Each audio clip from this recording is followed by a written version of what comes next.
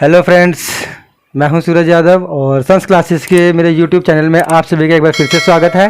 जैसे कि आप लोगों ने देखा कि हमने पिछले वीडियोस में अपने समांतर आपके चैप्टर स्टम के चैप्टर नंबर 5 जो है समांतर श्रेणी, उसके ऊपर हमने काम किया था और आपको उसमें आने वाले महत्वपूर्ण क्वेश्चंस के बारे में बताया था कि ऐसे ऐसे टॉपिक से रिलेटेड ऐसे ऐसे क्वेश्चंस आपको आ सकते हैं। ठीक है, तो अब हम जैसे इस शुरू करने वाले इस टर्म का चैप्टर नंबर 9 जिसका नाम है त्रिकोणमीय नीति। ठीक है, त्रिकोणमीय नीति जैसे बेटा आपने जैसे टर्म फर्स्ट में था कि आपने क्या करना था उसमें, जैसे ट्रिग्नोमेट्री आप लोगों ने सीखा होगा टर्म फर्स्ट में।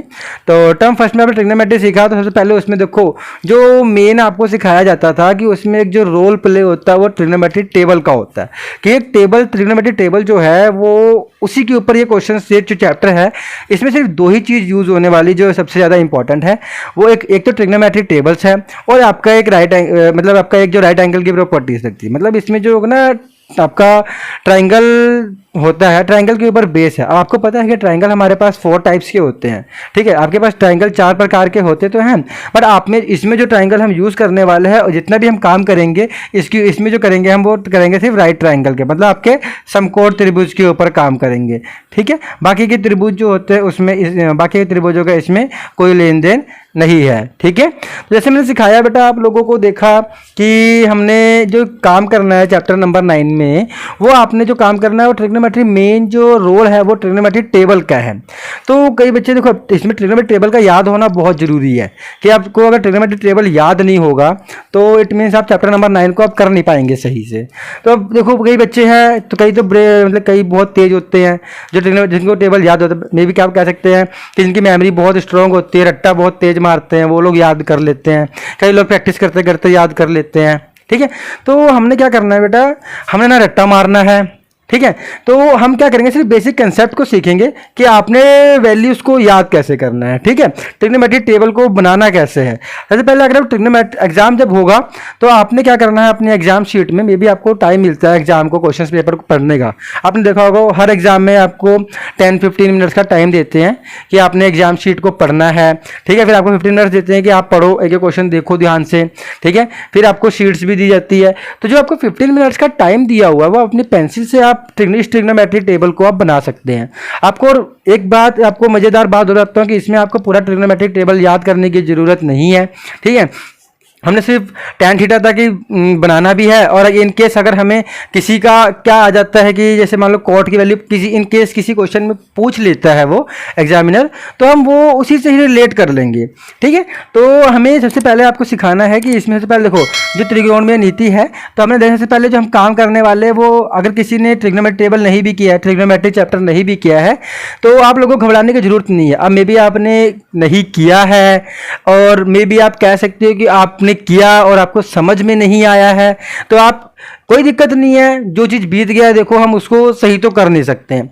एक जो हमारा भूतकाल है, मतलब आप कह सकते हो जो हमारे बीत गया है, अब हम उसके ऊपर अफसोस जताने से अच्छा जो हमारा प्रेजेंट चल रहा है उसको आप सही करना सीखिए। प्रेजेंट आपका अगर सही है ना तो फ्यूचर जो आपका भविष्य है वो अपने आप सही होने वाला है, क्योंकि जो आपका भविष्य है आपके अभी जो वर्तमान पे ही निर्भर करता है। तो आप देखिए जो बीत गया, आप चैप्टर नंबर 8 आपने नहीं सीखा या आपको नहीं समझ में आया या आपके पास कोई अच्छा टीचर नहीं था, जो टीचर था आपको समझाने में असफल रहा हो, या मे बी टीचर अच्छा हो, आप कहीं ना कहीं किसी टॉपिक में नहीं समझ पा रहे हो, अंडरस्टैंडिंग लेवल आप लोगों का कम हो, तो आप देखिए आप इस चैप्टर को ध्यान से। तो चैप्टर नंबर 9 में हमने देखा कि सबसे पहले हमारे पास देखो ट्रिग्नोमेट्री जो होती है साइन थीटा, देन हमारे पास कॉस थीटा और देन हमारे पास टैन थीटा। ठीक है, और दूसरी तरफ हम कह सकते हैं हमारे पास साइन का उल्टा होता है कोसिकेंट थीटा और इसका उल्टा होता है सीकेंट थीटा और इसका उल्टा होता है कॉट थीटा। ठीक है, तो अब देखो साइन थीटा का, अब ये दोनों आपस में एक दूसरे के ऑपोजिट है। ऑपोजिट कहने का मतलब है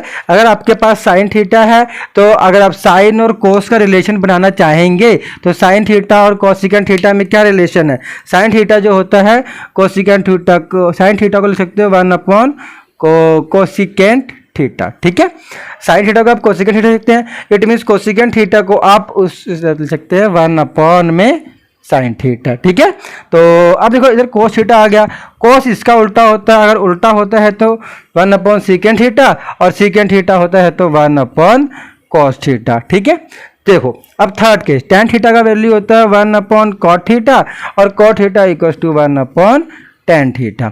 ये हमारे पास आइडेंटिटीज चलती हैं।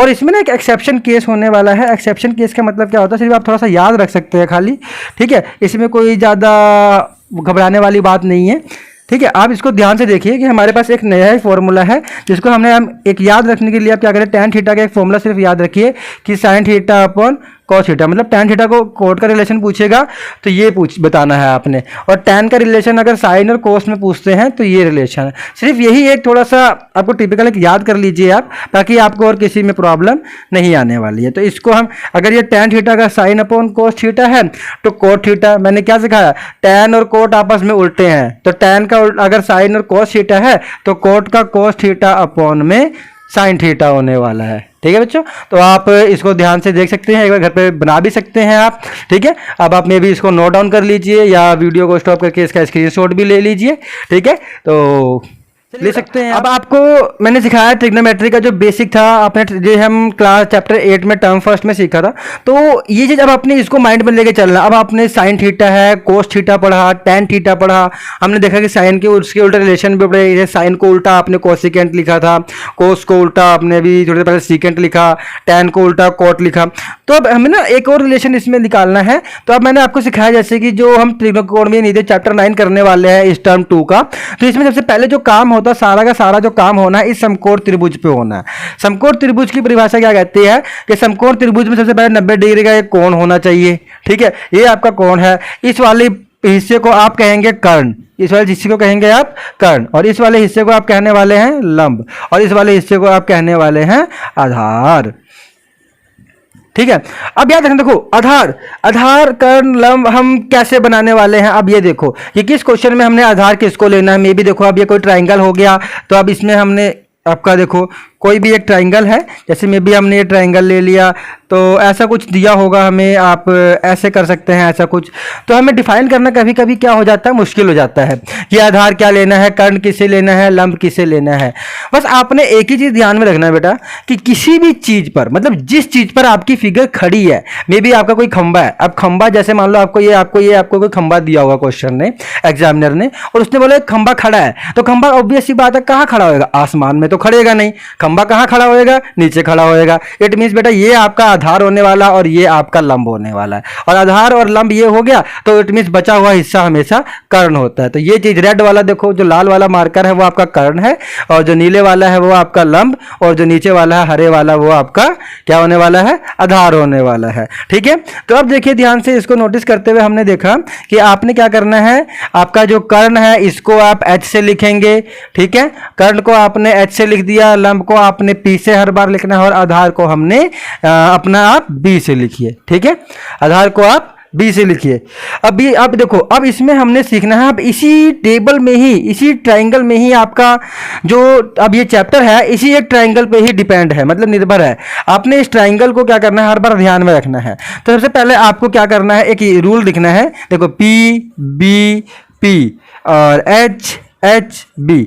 अब देखो मैंने क्या सिखा दिया, पी का मतलब क्या है आपका लंब, बी का मतलब आपका आधार, और पी का मतलब फिर से लंब, और जो इसमें एच है वो आपका कर्ण होने वाला है, ठीक है। तो अब देखो, अब मैंने आपने क्या करना है, आपने याद करेंगे, देखो पंडित बद्री प्रसाद हर हर बोले। अब देखो मैं लिख देता हूं आपके लिए, ठीक है ना, P B P H H B. तो पी में इसमें आप लिख सकते हैं पंडित, इधर लिख दीजिए बद्री प्रसाद हर हर बोले। आप इस प्रोसीजर से अब अपने इस फॉर्मूले को आप याद कर सकते हैं, ठीक है। तो इससे आप भूलेंगे भी नहीं, आप इस प्रोसीजर से आप याद करिए, और इसको आप कभी इतना भूलने वाले भी नहीं हैं, ठीक है। तब आप देखिए ध्यान से, तो मैंने सीखा, और अब हमारे पास जो फॉर्मूला बना वो देखो ध्यान से, P B P H H B, ये बनने वाला है। अगर ये फॉर्मूला आपका बनने वाला है तो आपने क्या करना है, देखो हमने आज सिर्फ हमने क्या सीखे हैं, तीन त्रिकोणमिति, ठीक है। सबसे पहला हमने साइन सीखा, दूसरा हमने कॉस सीखा, और तीसरा हमने टेन सीखा, ठीक है। तो हम कह सकते हैं, देखो अब हमने जो पिछला फॉर्मूला लिखा था आप लोगों ने देखा कि साइन थीटा इक्वस टू, एक हमने फॉर्मूला लिखा था 1 अपॉन कोसिकेंट थीटा, तो वो तो आपने रिलेशन याद किया ही। तो साइन थीटा को, अब कोसिकेंट थीटा तो हमने फर्स्ट नोट हो गया। सेकंड में आपने क्या करना है, साइन थीटा की वैल्यू देखो आपको क्या दिख रही है इसमें, पी और एच। मतलब अगर हम साइन थीटा की जब बात करेंगे क्वेश्चन में जहां पे साइन थीटा आने वाला है, तो आपने ये पी और ये एच के अकॉर्डिंग काम करना है। देन हमने नेक्स्ट वाला किया था कॉस थीटा। कॉस थीटा में देखो बी और एच की बात आ रही है, तो आप बी और एच लिख लीजिए। देन आता है टेन थीटा। टेन थीटा की वैल्यू को आप ध्यान से देखिए, पी और बी। पी और बी का मतलब बेटा क्या है कि पी मतलब ये और ये बी। जब हम टेन थीटा के अकॉर्डिंग काम करेंगे तो बी और बी लेके काम करेंगे। इट मीन्स पी और बी के अकॉर्डिंग काम करना है तो टेन थीटा लेना है। अब मुझे इसके सामने वाले की भी वैसे जरूरत तो नहीं है, पर फिर भी मैं बता देता हूं। जैसे मैंने सिखाया था साइन का उल्टा क्या था हमारे पास, कोसिकेंट थीटा। अगर साइन का उल्टा कोसिकेंट थीटा था तो कोसिकेंट मैंने क्या सिखाया बेटा, कि जब साइन का ये उल्टा है तो इसका आंसर भी इसका उल्टा होएगा। तो उल्टा के लिए इन दोनों को आपस में आप बदल दीजिए, ठीक है, एच अपॉन पी। ठीक है, कोस थीटा का उल्टा क्या था, सीकेंट थीटा। अब जब ये कोस का उल्टा सीकेंट, तो इसके आंसर को भी बदल दीजिए और ऑटोमेटिकली ये इसका आंसर आ गया। और इस फॉर्मूले को याद करने के लिए टेन का उल्टा कॉट और इसको बदल दीजिए तो बी अपॉन पी होने वाला है। तो इस तरह आपको किसी भी फॉर्मूले को याद करने की जरूरत नहीं है। जैसे आपका मैंने फर्स्ट थोड़ी देर पहले ट्रिक सिखाया, तो इसी तरह मैंने ये भी ट्रिक सिखा दिया है आप लोगों को कि ये ट्राइंगल है, ये आपका लंब जिसको हम P से लिखते हैं, ये आपका आधार जिसको हम B से लिखते हैं, ये आपका कर्ण जिसको हम H से लिखते हैं। फिर मैंने आपको ये पंडित बद्री प्रसाद से ये एक गारंटी बताई जिससे आप पीबीपी और एचएचबी में कभी प्रॉब्लम नहीं करेंगे। इसको एक पंडित बद्री प्रसाद वाले सूत्र से आप याद कर दीजिए। फिर आपने पीबीपी और एचएचबी लिखा, फिर हमने देखा कि जो हमने काम करना है वो साइन कोस और टैन पे करना है, और साइन कोस और टैन पे काम करना है तो हमने यही तीन की जरूरत है। और अगर हमें इसके उल्टे की भी जरूरत पड़ेगी, मे बी अगर आप इन आइडेंटिटीज की भी आप जरूरत पड़ेगी किन केस में, तो उसका भी देखो। वैसे तो मैंने लिख दिया, आपको ये तीन ही याद करने हैं और बाकी इसका याद रखना कौन किसका उल्टा होता है। जो जिसका उल्टा होता है उसके आंसर को उसके उल्टा कर दीजिए और वो दूसरे वाले का आंसर आ जाएगा। ठीक है, तो जैसे साइन थीटा का हमने पी अपॉन एच लिखा है, तो साइन का उल्टा कोसिकेंट होता है, तो यहाँ पे कोसिकेंट थीटा का देखो फॉर्मूला उल्टा काम करेगा।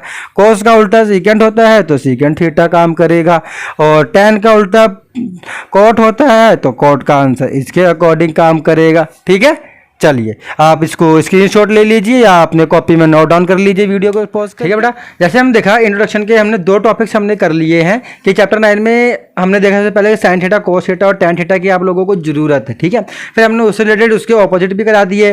देन मैंने आपको ट्राइंगल का बताया कि इसमें जो समकोण त्रिभुज है वो आपने कैसे काम कर रहा है, इसमें कि कौन सी चीज़ कर्ण है, कौन सा लंब है और कौन सा आधार है। इन टॉपिक में ना सिर्फ आपको कर्ण, लंब और आधार के अकॉर्डिंग चलना है और टेबल्स का फॉर्म, बस कर्ण, लंब और आधार का पता चल गया ना आपको, और किसको कहाँ यूज करना है। तो यही आपका मतलब ये चैप्टर जो है ना कुछ भी नहीं है आप लोगों के लिए, बिल्कुल मजाक लगेगा ये चैप्टर। मतलब सिर्फ इंट्रोडक्शन पार्ट है, इसको बहुत केयरफुली देखिए, क्योंकि इंट्रोडक्शन पार्ट में हम बिल्कुल चैप्टर का बेसिक समझा देते हैं कि चैप्टर में आगे क्या होने वाला है। अगर आपका बेसिक क्लियर हो जाएगा ना तो आपको कैसा भी एग्जामिनर क्वेश्चन डाल दे वो आपको ऐसा नहीं है कि आप उसे छोड़ दोगे या आपको उसको करके नहीं आ पाओगे। ठीक है, तो आइए जैसे मैंने सिखाया कि आप लोगों को इसमें जो सबसे अब जो थर्ड इंपॉर्टेंट चीज़ सीखने वाले हैं हम टेबल। आप लोगों ने भले टर्म फर्स्ट में ना सीखा हो, अब देखो अब टेबल को आप बनाना या तो आप याद करिए, जैसे मैंने वीडियो को शुरू में बोला आप लोगों को, या तो आप टेबल को याद करिए। ठीक है, तो याद कर लीजिए, या तो आप उसको रट्टा मारिए, या तो मे भी आप उसको डेली प्रैक्टिस करिए, वो आपके ऊपर है। ठीक है, और सबसे बढ़िया हम क्यों याद करें, वैसे ही हमारे पास कम सब्जेक्ट्स हैं, साइंस है, सोशल्स हैं, इतने सब्जेक्ट्स हैं, इंग्लिश है। ठीक है, तो आप उसको हमने याद ही क्यों करना है, एक वे सीखिए बनाने का। और ये हमने सिर्फ क्या करना, ओनली साइन का टेबल सीखना कि साइन का टेबल कैसे बनने वाला है। फिर तो आप सारी की सारी वैल्यूज, सारी का सारा टेबल की सारी वैल्यूज बना लोगे, चाहे वो साइन की हो, चाहे वो कोस की हो, चाहे वो टैन की हो। ठीक है, तो आपने एक इस टेबल को बनाते समय ना बेटा सिर्फ एक ही चीज ध्यान रखना है कि एक 1/∞। ठीक है बेटा, 1/0, सॉरी 1/0 और 0/1। इस टेबल को बनाते समय सिर्फ यही दो चीज़ ध्यान रखना और आपका आंसर होने वाला है। ठीक है, 1/0 का मतलब होता है अपरिभाषित, इसको कहते हैं हम अपरिभाषित, नॉट डिफाइंड, जैसे इसकी वैल्यूज नहीं है। और 0/1 का मतलब होता है 0।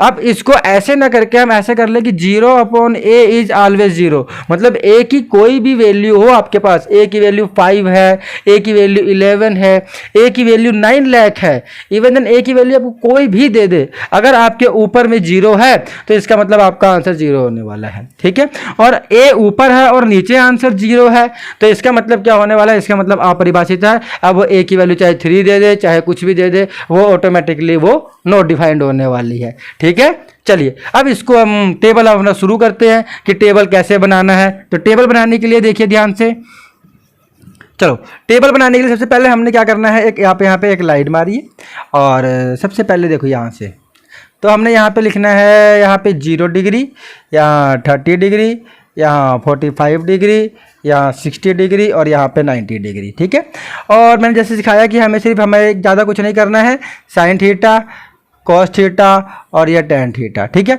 इन्हीं के ऊपर काम करना है। तो ये मैं इन्हीं तीन की वैल्यू पहले बना रहा हूँ, फिर तो हमने इन तीन की वैल्यू अगर बनाना सीख लिया है तो बाकी की वैल्यूज हमारे पास ऑटोमेटिकली आने वाली है। ठीक है, तो सबसे पहले हमारे पास जो मेन काम है साइन बनाना, साइन से ही आपको सारी वैल्यू आने वाली है। ठीक है, और साइन से सारी वैल्यू आने वाली है, इट मीन साइन की वैल्यू बनाने के लिए देखो सबसे ट्रिक क्या है, सबसे पहले आपने क्या करना है 0 1 2 3 4, बड़ा ध्यान से सीखना, यही एक मेन ट्रिक है। ठीक है, इसके बाद आप सबके नीचे 4 4 लिख दीजिए, सबके नीचे क्या करना है आप लोगों ने 4 4 लिख देना है। 4 4 लिखने के बाद आपने क्या, पहले देखो आप कटिंग किस किस की हो रही है, जैसे मैंने इस वाले में कटिंग कर दिया तो इट मीन्स इसका आंसर 1/2 होने वाला है, इसमें कटिंग नहीं हो रही, इसमें कटिंग होने वाली, मतलब इसका आंसर 1 होने वाला है। ठीक है, कटिंग जिसमें हो रही है आप कटिंग्स कर दो। अब कटिंग होने के बाद देखो 0/4 है, इट मीन्स तो इसका आंसर तो 0 होने वाला है, इसकी भी कटिंग मैंने क्या सिखाया कि 0/समथिंग तो आंसर हमेशा 0, तो 0 हो गया। अब आपने सबके आंसर निकाल लिए, सबके आंसर निकालने के बाद आपने जो आंसर्स हैं जिसके सबको रूट में कर दीजिए, देखो रूट में कर दिया, ये इधर रूट में कर दिया, इधर भी रूट में कर दिया और इसके आंसर को इधर भी रूट में कर दिया। इधर भी रूट में करने के बाद हमें पता है किसी का भी आंसर होता है तो 0, तो आंसर भी 0।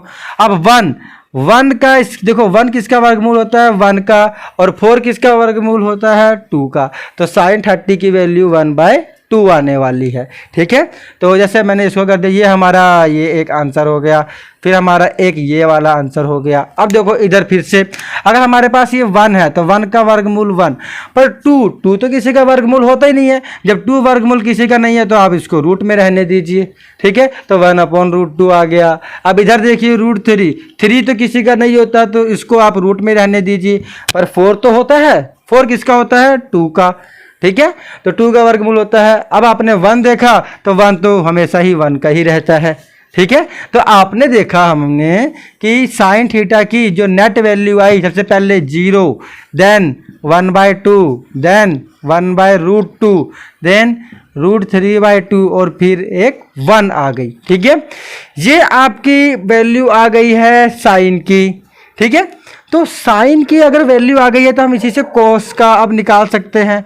कॉस थीटा की वैल्यू के लिए आपने क्या करना है, कोई ज़्यादा हार्ड वर्क नहीं करना है, सिर्फ आप साइन की जो वैल्यूज हम लेफ्ट से राइट गए हैं आप इसको उल्टा लिखना शुरू करिए। जो कॉस थीटा की वैल्यू लिख रहे हैं ना, इस वाले 1 को यहाँ लिख दीजिए, इस वाले √3/2 को यहाँ, इस वाले को फिर यहाँ पे, इस वाले को यहाँ पे और इस वाले को, ये देखिए बेटा कि कोस की सारी वैल्यू आपके पास आ गई है। अब हम आते हैं टेन थीटा पे।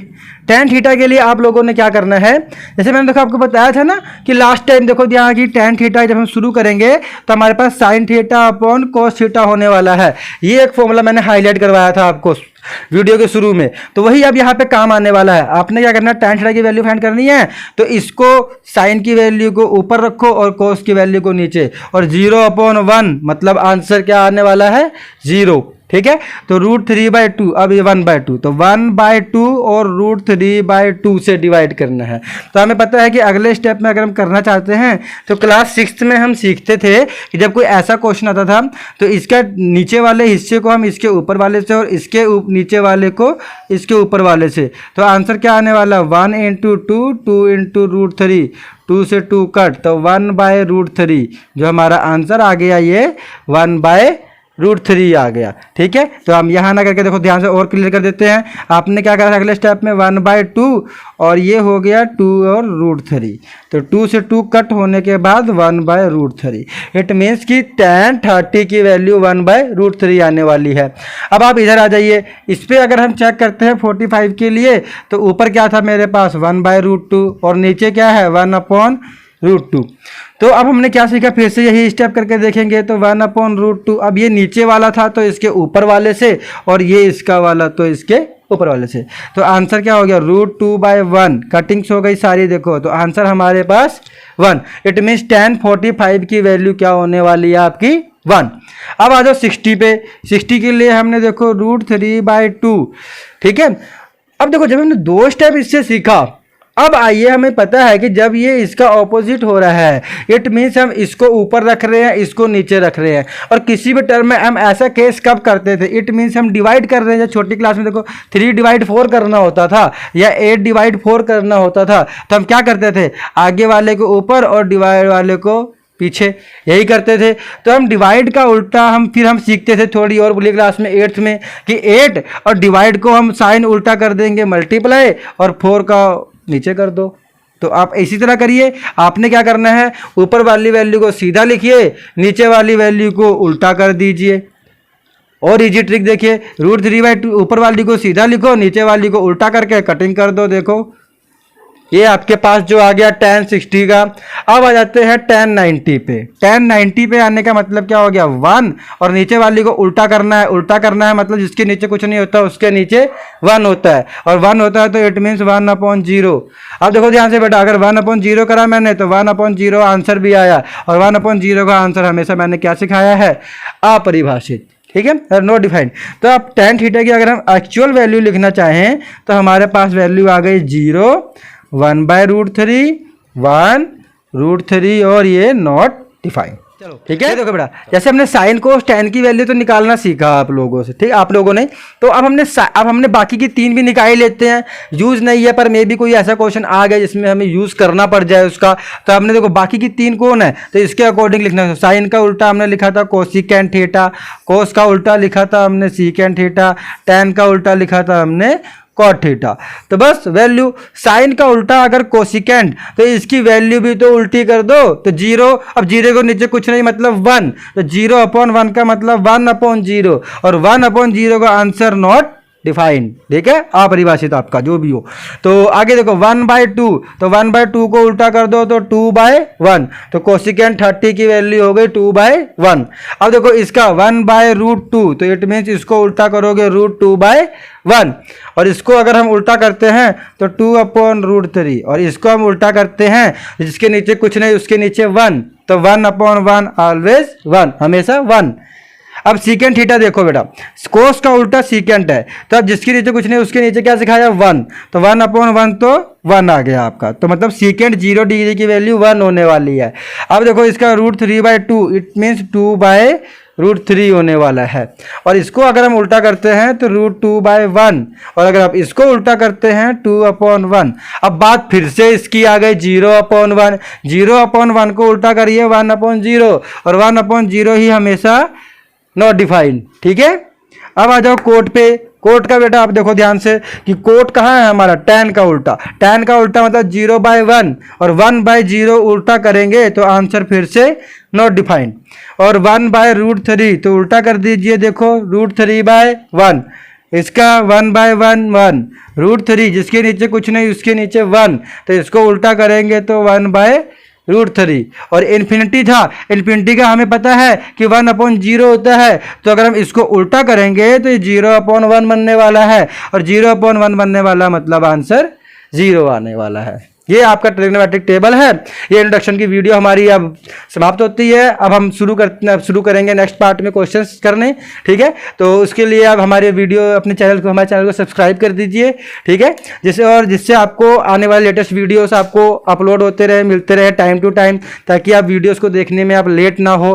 ताकि सब्सक्राइब करने से ये होता है बेटा कि आप लोगों को नोटिफिकेशन तुरंत मिल जाती है कि ये टॉपिक्स है, ये टॉपिक का वीडियो अब अपलोड हो चुका है। आप हमारी सब्सक्रिप्शन लिंक में, डिस्क्रिप्शन लिंक में जाके वहाँ से भी वीडियोस देख सकते हैं, ठीक है। तो अब हम शुरू करेंगे अपने नेक्स्ट पार्ट में इनके क्वेश्चन चैप्टर 9 के।